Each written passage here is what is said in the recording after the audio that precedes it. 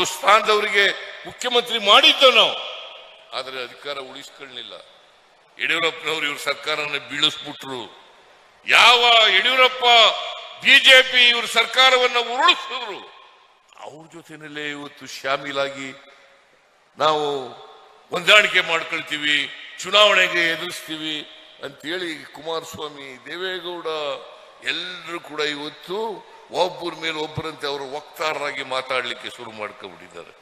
ದಯಮಾಡಿ ಇವರಿಬ್ಬರನ್ನು ಸೋಲಿಸಿ, ಈಗಾಗಲೇ ಪುಟ್ಟಣ್ಣ ಎಲೆಕ್ಷನ್ ನಡೀತು, ಪುಟ್ಟಣ್ಣ ಅಂತೇಳಿ ಇವರಿಬ್ರು ಹೊಂದಾಣಿಕೆ ಮಾಡ್ಕೊಂಡ ಮೇಲೆ ಟೀಚರ್ಸ್ ಕಾನ್ಸ್ಟಿಟ್ಯೂನ್ಸಿಯಿಂದ ಒಂದು ಚುನಾವಣೆ ನಡೀತು. ಆ ಚುನಾವಣೆಯಿಂದ ಬಿಜೆಪಿ ಜೆಡಿಎಸ್ ನಿಂದ ಒಬ್ಬರು ಅಭ್ಯರ್ಥಿಯಾಗಿದ್ರು, ರಂಗನಾಥ್ ಅಂತ ಹೇಳಿ ವಕೀಲರು. ಬಿಜೆಪಿ ಮತ್ತು ಜೆಡಿಎಸ್ ನಿಂದ ರಂಗನಾಥ್ ಅಂತೇಳಿ ಅಭ್ಯರ್ಥಿಯಾಗಿದ್ರು. ನಮ್ಮ ಪಕ್ಷದಿಂದ ಪುಟ್ಟಣ್ಣ ಮಾಜಿ ಮೇಲ್ಮನೆಯ ಸದಸ್ಯ, ಅದೇ ಕ್ಷೇತ್ರದಿಂದ ಆಯ್ಕೆಯಾಗಿದ್ದವರು, ಅವರನ್ನು ಅಭ್ಯರ್ಥಿ ಮಾಡಿದ್ದು. ಅವರು ದೊಡ್ಡ ಅಂತರದಿಂದ ಗೆದ್ರು. ಪುಟ್ಟಣ್ಣ ದೊಡ್ಡ ಅಂತರದಿಂದ ಗೆದ್ರು. ಇವರು ಹೊಂದಾಣಿಕೆ ಮಾಡ್ಕೊಂಡ ಮೇಲೆ ಮೊದಲನೇ ಚುನಾವಣೆ ಕುಮಾರಸ್ವಾಮಿ ಹೇಳಿದ್ರು, ಈ ಚುನಾವಣೆಯ ಫಲಿತಾಂಶ ಮುಂದಿನ ಲೋಕಸಭಾ ಚುನಾವಣೆಗೆ ದಿಕ್ಸೂಚಿ ಅಂತ ಹೇಳಿದ್ರು. ದಿಕ್ಸೂಚಿ, ಇದು ನಾನು ಹೇಳಿದ್ದಲ್ಲ, ಕುಮಾರಸ್ವಾಮಿ ಹೇಳಿದ್ದು ದಿಕ್ಸೂಚಿ. ಈಗ ಕುಮಾರಸ್ವಾಮಿ ಅವರೇ, ನಿಮ್ಮ ಅಭ್ಯರ್ಥಿ ಸೋಲ್ತು, ನಮ್ಮ ಅಭ್ಯರ್ಥಿ ಗೆದ್ರು. ಲೋಕಸಭಾ ಚುನಾವಣೆಗೆ ದಿಕ್ಸೂಚಿ ಯಾವುದು? ಯಾವುದ್ರಿ ಕುಮಾರಸ್ವಾಮಿ ಅವರೇ? ಹೇಳಿ ನೋಡೋಣ.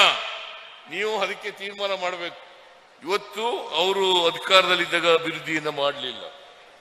ಮುನಿಯಪ್ಪನವರು MLA ಆದ್ಮೇಲೆ, ಈ ಕ್ಷೇತ್ರದ MLA ಆದ್ಮೇಲೆ ಮೊದಲನೇ ಬಾರಿಗೆ ಸ್ವತಂತ್ರ ಭಾರತದಲ್ಲಿ ಮಂತ್ರಿ ಆಗಿರೋದು, ದೇವನಹಳ್ಳಿಯಿಂದ ಮಂತ್ರಿ ಆಗಿರೋದು ಮೊದಲನೇ ಬಾರಿ. ದೇವನಹಳ್ಳಿ ಕ್ಷೇತ್ರದಿಂದ ಯಾರಾದರೂ ಸ್ವತಂತ್ರ ಭಾರತದಲ್ಲಿ ಮಂತ್ರಿ ಆಗಿದ್ರೆ ಅದು KH ಮುನಿಯಪ್ಪ.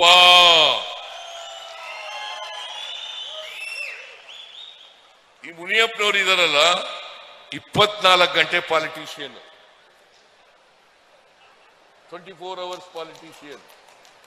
ಆಮೇಲೆ ಹಿಡಿದ ಕೆಲಸ ಬಿಡಲ್ಲ, 10 ಸಾರಿ ಬರ್ತಾರೆ, ಹೇಳ್ದದ್ದೇ ಹೇಳ್ತಾರೆ. ನನಗನ್ಸುತ್ತೆ ಮುನಿಯಪ್ಪನವರು ದೇವನಹಳ್ಳಿ ಕ್ಷೇತ್ರವನ್ನ ಈ ರಾಜ್ಯದಲ್ಲಿ ಮೊದಲನೇ ಸ್ಥಾನಕ್ಕೆ ಕೊಂಡೋಗ್ಲಿಕ್ಕೆ ಎಲ್ಲ ಪ್ರಯತ್ನವನ್ನು ಮಾಡ್ತಾರೆ ಅಂತಕ್ಕಂಥ ಮಾತುಗಳನ್ನು ಹೇಳಲಿಕ್ಕೆ ಬಯಸ್ತೇನೆ. ಮುನಿಯಪ್ಪನವ್ರನ್ನ ಒಳ್ಳೆ MLA ಮಾಡ್ಕೊಂಡಿದ್ದೀರಿ. ಮುನಿಯಪ್ಪನವರೇ ನೋಡಿ ಚೀಟಿ ಇಟ್ಕೊಬರ್ತಾರೆ.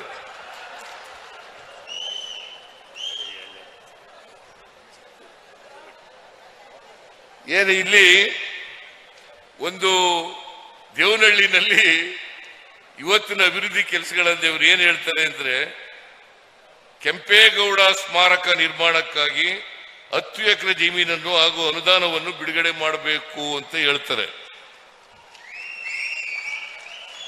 10 ಎಕರೆ. ಈ ದೇವನಹಳ್ಳಿ ಏರ್ಪೋರ್ಟ್ಗೆ ಕೆಂಪೇಗೌಡ ಅಂತ ಹೆಸರಿಟ್ಟವ್ರೆ ಕಾಂಗ್ರೆಸ್ ಸರ್ಕಾರ.